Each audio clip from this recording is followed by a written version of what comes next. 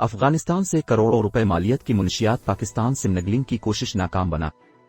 اسلام آباد، daily Pakistan on line. Customs حکام نے تورخم بارود پر 2 بڑی کارروائیوں میں 11.5 کروڑ روپے مالیت کی ہیروئن، چرس افیون اور اتشی مواد فائر کریکر پاکستان اسمگل کرنے کی کوشش ناکام بنا دی۔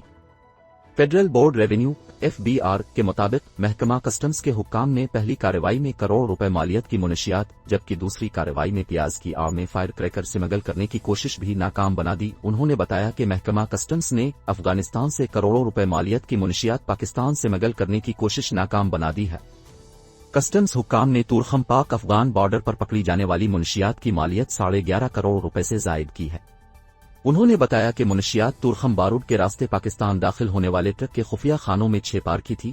تورخم پر واقع کسٹمز اسٹیشن پر افغانستان سے پاکستان داخل ہونے والے ٹرک کی جامع تلاشی لی گئی۔ ان کا کہنا تھا کہ منشیات اسمگل کے لیے ٹرک میں بنائے گئے خفیہ خانے ویلڈنگ مشین کے ذریعے کھولے گئے۔